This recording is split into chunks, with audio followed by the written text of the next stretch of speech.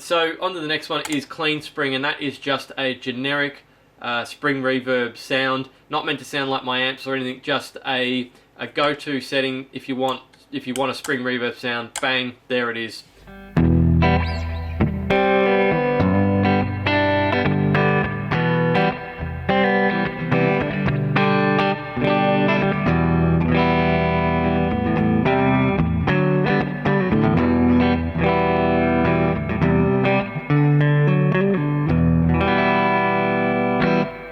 So the next one is Abyss, and it's a 13-second bloom. So it's a long decay time, and it's very big and open, and it builds up as well. And it's a bit like when you use a delay pedal to do swells with. Sometimes if you hit the chord too hard, it will build up and be very loud. So you have to sort of be careful with the intensity if you're playing with this one. But it's very deep and open and vast and all that sort of business, as the name would suggest.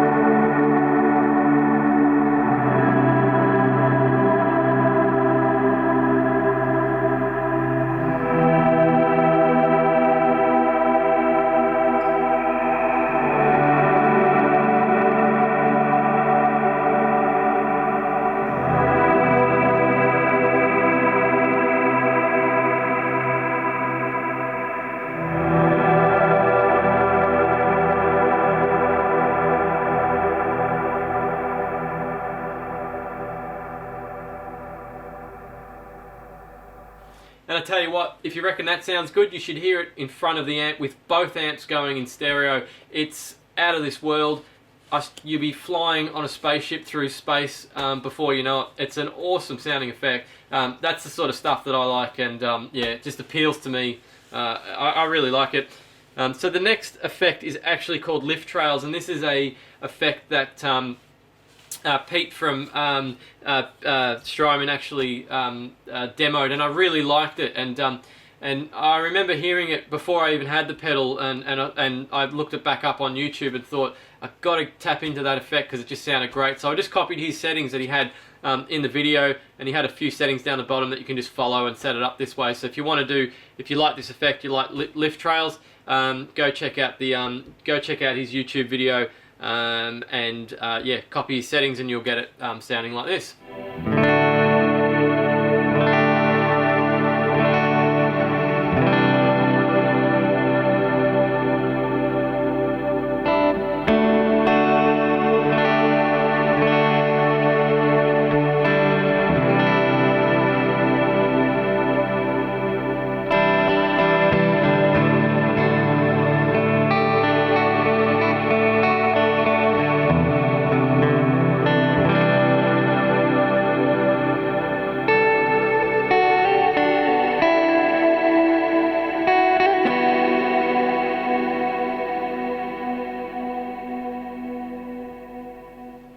So a very open, positive sounding reverb. Yeah, another one that I really like. We're kind of going down the other end now with Rhubarb. I've called it Rhubarb because I thought it sounded a bit like an effect that Aphex Twin was using in a song of his called Rhubarb. One of my favourite Aphex Twin songs, and it is a very it's a bit sort of a little bit more twisted in his way, but very otherworldly as well, like the last effect.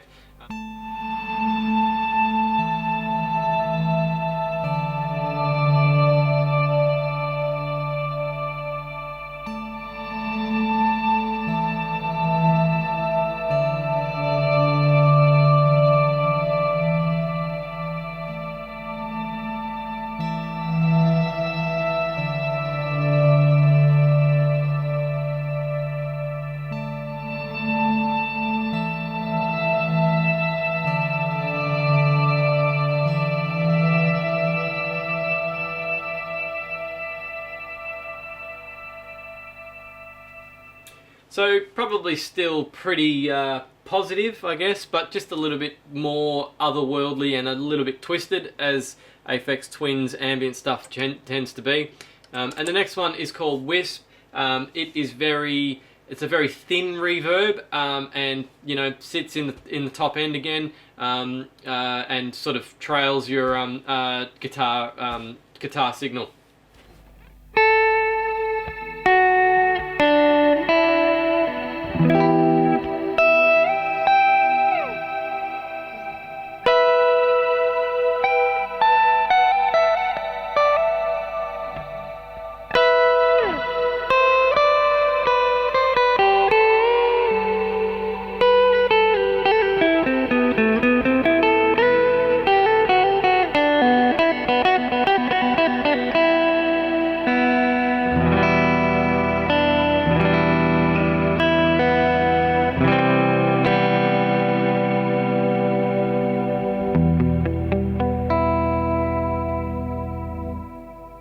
So a very light sounding reverb that sort of floats behind your guitar signal.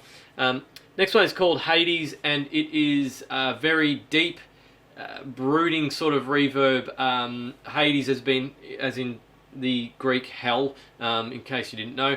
And so it's a very dark sort of brooding sounding reverb, and it's using the choral effect, which is basically like people chanting. But it's very deep, a very deep chant. So that's why I came up with the name called Hades.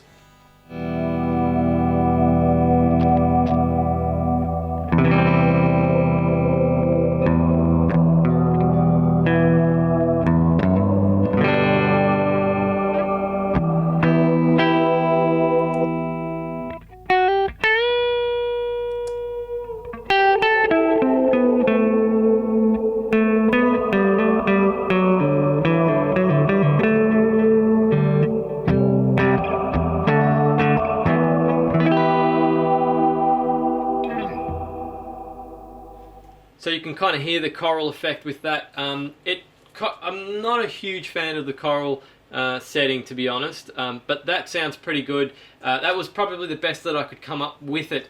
That didn't sound kind of cheesy. It still sounds pretty good, but when you've sort of got an effect in the background that's going ooh ee, it's difficult not to get it to sound cheesy. But that sounds pretty good. Sounds a bit more sort of serious, I guess. The next one is called Thunder, and this thing is mental. It will, it's. I didn't even know these sort of bass frequencies could come out of my amp. They are so deep sounding. I mean, we're probably under maybe 40 hertz. It's really deep sounding. Maybe less, 20 hertz. It's very deep, and it sounds like the name suggests. It sounds like thunder.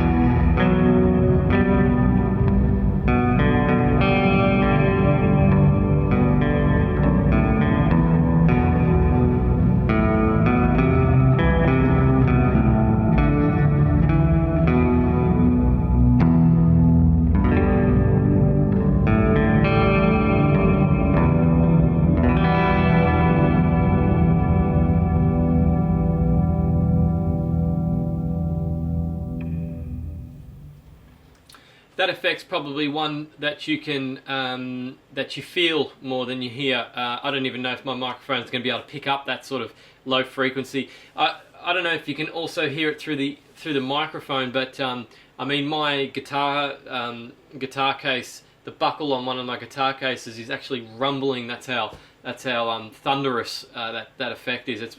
It's brilliant. You got to be careful with it. Obviously, it can build up to ridiculous levels, so you need to be careful on your picking strength. But yeah, it can sound really good with just single bass notes like I was playing there.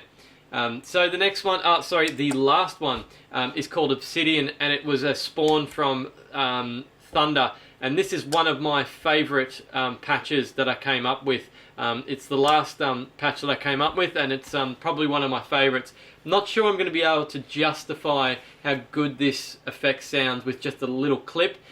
I find that when I spend a lot of time with this effect, if I spend maybe half an hour playing with just this one effect, and just, you know, put a sheet over the pedal and just play on the other side of the room, and just don't tweak any knobs and just focus on the actual effect, I can come up with some great sounding stuff just from playing on the guitar. But I'm not sure if I'm going to be able to pull it off in this video, because yeah, as I said, it rewards the time that you spend with it. But I'll do the best I can and show you this last little clip.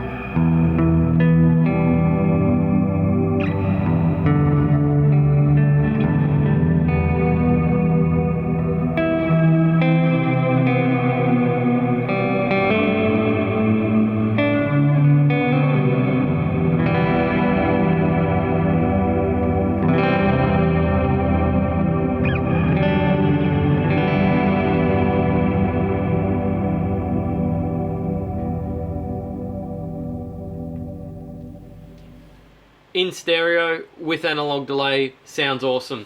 I don't expect you to be able to appreciate how good this patch is just from that short clip. As I said, it rewards time, but you have to take my word for it. It kicks ass. It's got that thundering sort of sound like the last patch had as well, which I'm not sure would have come through the microphone either.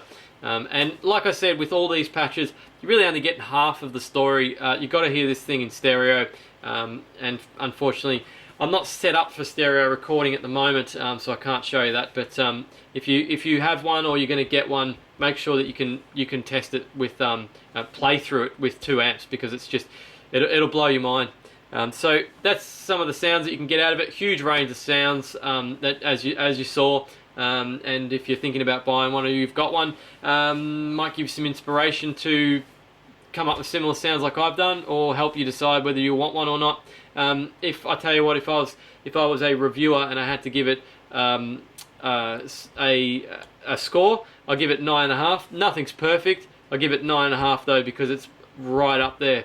It's really good, and it would want to be, because it's not a cheap pedal. You know, I mean, you have to take those sorts of things into account as well. But your money goes. Hopefully, you can see from those clips where your actually money's going. So thanks for watching. That was the final video for the Big Sky. Unless I come up with any other things that I want to show you, which you'll probably see it pop into other videos as well. But that is the end of the Big Sky series.